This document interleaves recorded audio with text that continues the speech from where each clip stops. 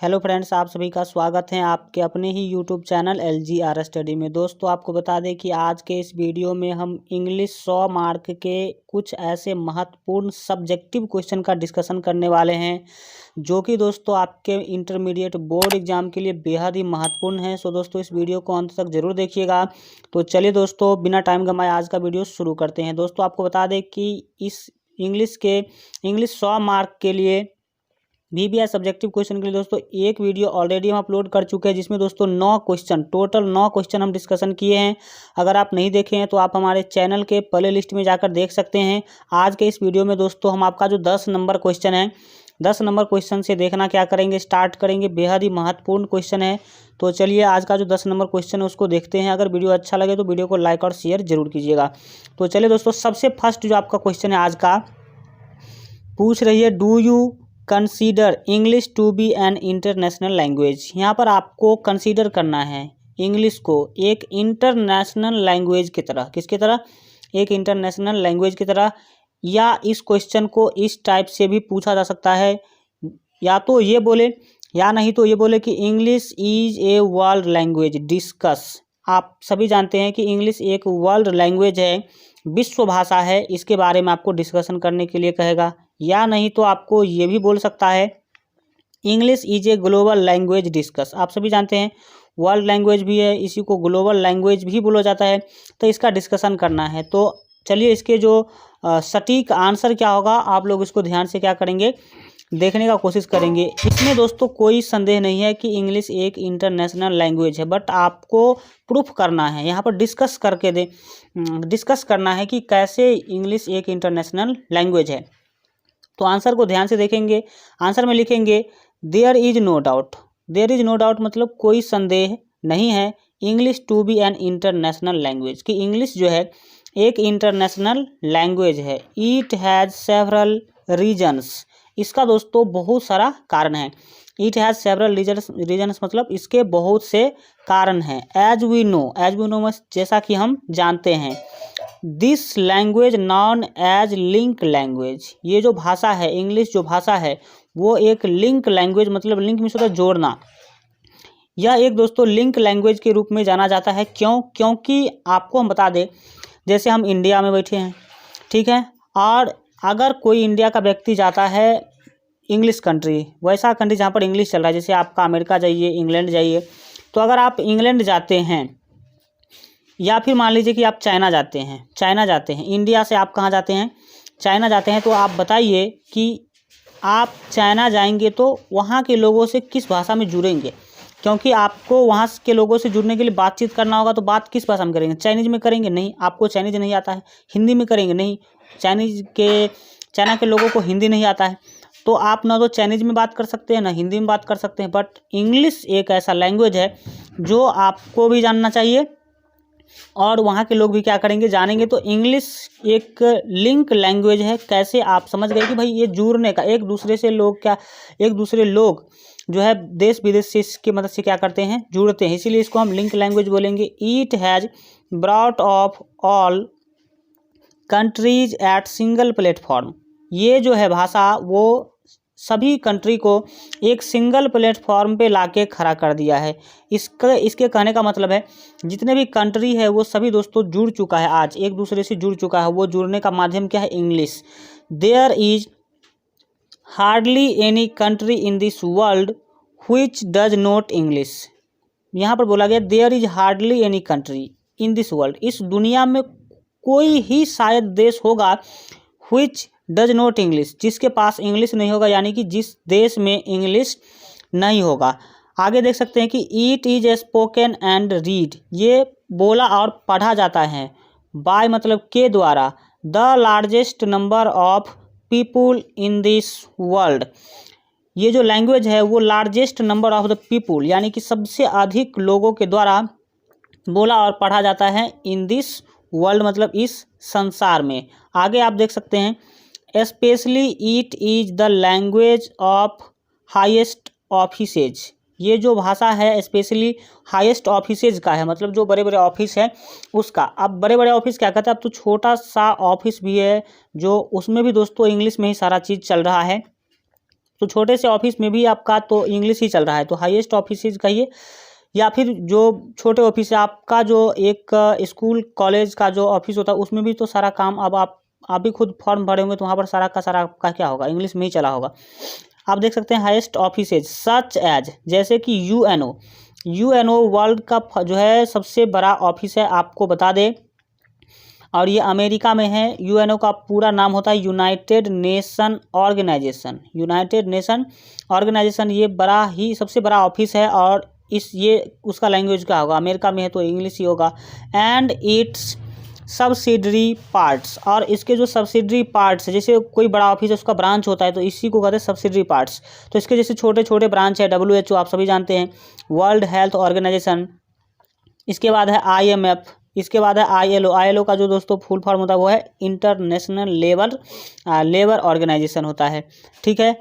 International money fund इस type से इसका होता है। ETC, ये सभी जो ऑफिस है, इस सभी ऑफिस का जो लैंग्वेज है वो क्या दोस्तों, इंग्लिश है। वी आल्सो नो, हम ये भी जानते हैं, डैट मतलब कि science and technology are the base of the development of any countries. हम ये भी जानते हैं कि साइंस और टेक्नोलॉजी जो है वो बेस होता है एनी कंट्रीज, है ना, डेवलपमेंट ऑफ एनी कंट्रीज, किसी भी देश के विकास का। और यहाँ पर देख सकते हैं and it's language is English, और इसका लैंग्वेज क्या है, इंग्लिश है। मतलब साइंस और टेक्नोलॉजी के बिना कोई भी देश विकास नहीं कर सकता है, और साइंस और टेक्नोलॉजी का जो लैंग्वेज है वो क्या दोस्तों, इंग्लिश है। तो आप समझ सकते हैं कि विकास चाहिए तो इंग्लिश जरूरी है, क्योंकि विकास होगा साइंस और टेक्नोलॉजी से, और साइंस और टेक्नोलॉजी का जो लैंग्वेज है वो क्या है, इंग्लिश है। इस तरह से हम कह सकते हैं कि इंटरनेशनल लैंग्वेज है कौन, इंग्लिश। तो यहाँ पर आप देखेंगे सो मतलब इसीलिए। देखिए क्वेश्चन लिखने का सिस्टम होता है, आप क्या करेंगे, क्वेश्चन लिखेंगे पहले, उसके बाद नीचे में आप अपना क्या करेंगे, पैराग्राफ चेंज करने के बाद आप अपना थॉट देते हैं, मतलब आप इस क्वेश्चन के बारे में क्या सोचते हैं। तो यहाँ पर अपने आप जो लिखेंगे थॉट में लिखेंगे, so we can says that English to be an international language. इस तरह से इसीलिए हम कह सकते हैं कि इंग्लिश क्या है, एक इंटरनेशनल लैंग्वेज है। तो English is an international language. अगर इस टाइप का कोई भी क्वेश्चन आता है तो आप सिंपली इस तरह से क्या कर पाएंगे, बना पाएंगे। अगर अभी तक इस वीडियो को लाइक नहीं किए हैं तो कृपया वीडियो को लाइक कर दीजिए, क्योंकि शायद जितना मेहनत से हम आपके लिए वीडियो बना रहे हैं उतना मेहनत शायद आपको लाइक करने में नहीं लगेगा। चलिए हम जो आपका 11 नंबर महत्वपूर्ण क्वेश्चन है इसको देखते हैं। यहाँ पर आपको साथ ही साथ क्या होगा, रिवीजन होगा। जो लोग जो है आप पढ़ चुके हैं वो लोग क्या करेंगे, यहाँ पर अपना रिवीजन करेंगे, क्योंकि इतना अच्छा आप अगर घर पे भी पढ़ेंगे तो आप इतना अच्छा नहीं पढ़ पाएंगे, इतना अच्छा पक्का रिवीजन नहीं हो सकता। तो बने रहिए वीडियो के लास्ट तक। यहाँ पर अगला जो आपका क्वेश्चन है, right A note on old English. ये क्वेश्चन तो बहुत बार पूछा जा चुका है।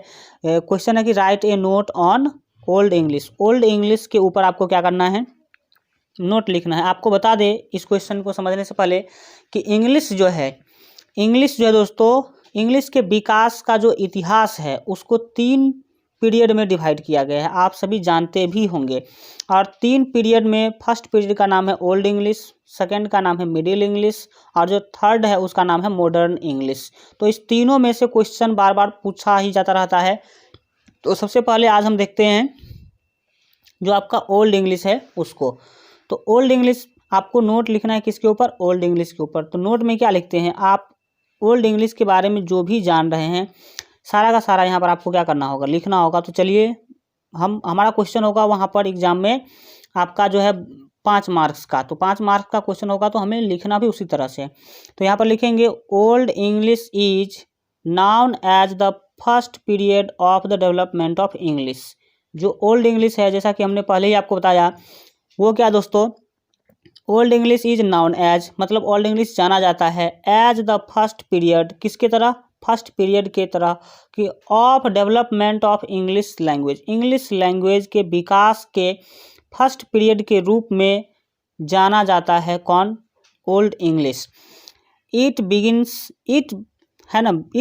From AD 449 to AD 1066। यानी कि दोस्तों जो ओल्ड इंग्लिश का टाइम पीरियड है ये दोस्तों 449 ईस्वी से स्टार्ट होकर के 1066 ईस्वी तक का जो टाइम है ये है दोस्तों ओल्ड इंग्लिश का टाइम। पिछले साल तो एग्जाम में क्वेश्चन भी पूछा गया था कि इंग्लिश का जो स्टार्टिंग टाइम है वो क्या है, यानी कि which of the following is the starting time of English, यानी कि इंग्लिश का जो शुरुआती समय है, मतलब इंग्लिश कब से चालू हुआ वो आपको बताना था। तो 449 AD वहाँ पर क्या होगा, आंसर होगा। This period is called the dark age of English. ये जो पीरियड है वो डार्क एज कहलाता है, किसका, इंग्लिश का। अब डार्क एज क्यों कहते हैं, बिकॉज मतलब क्योंकि लिटरेचर वाज नॉट डेवलप्ड, है ना। इस टाइम में मतलब ओल्ड इंग्लिश के समय में लिटरेचर जो है, लिटरेचर में होता लिखने की जो सिस्टम है वो डेवलप नहीं किया था। ओनली इट वाज स्पोकन, केवल यह क्या किया जाता था, बोला जाता था। बाय द मैक्सिमम पीपुल, अधिकतर लोगों के द्वारा केवल क्या किया जाता था, बोला जाता था। इन this period alphabet was into figure.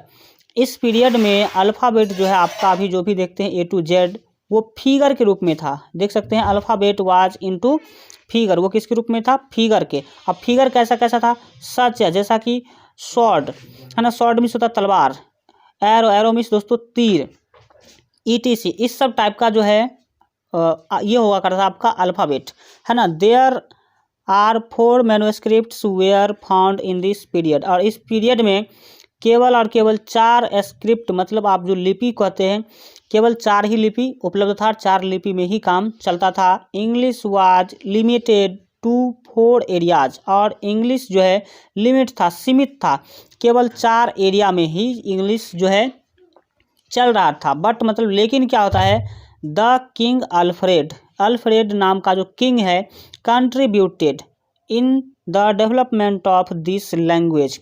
इस लैंग्वेज के विकास में जो किंग अल्फ्रेड है वो कंट्रीब्यूटेड, मतलब अपना योगदान देते हैं, बहुत ही महत्वपूर्ण योगदान क्या करते हैं, इंग्लिश के विकास में क्या करते हैं, जो किंग अल्फ्रेड है वो क्या किए हैं, इसमें दिए हैं। तो आज का ये 2 क्वेश्चन जो है आपको, आशा करते हैं कि आपको बहुत ही अच्छा लगा होगा। अगर अभी तक आप इस वीडियो को लाइक नहीं किए तो वीडियो को लाइक कर दीजिए। इतना ही रखते हैं आज, फिर अगले वीडियो में हम जो है टोटल दोस्तों सभी के सभी क्वेश्चंस जो हैं आगे के जितने भी 1-2 वीडियोज़ और आएगा, जिसमें आपका पूरा जो है टोटल 20 से 25 क्वेश्चन हम आपको करवाने वाले हैं। तो चलिए मिलते हैं किसी अगले वीडियो में। अगर अभी तक इस वीडियो को लाइक नहीं किया तो वीडियो को लाइक कर दीजिए, साथ ही अपने दोस्तों में शेयर कर दीजिए। और अगर अभी तक आप हमारे चैनल को सब्सक्राइब नहीं किए हैं तो सब्सक्राइब के लाल बटन को दबाकर चैनल को सब्सक्राइब कर लीजिए। चलिए मिलते हैं किसी अगले वीडियोज़ में, तब तक अपना ख्याल रखिए और LGR स्टडी देखते रहिए।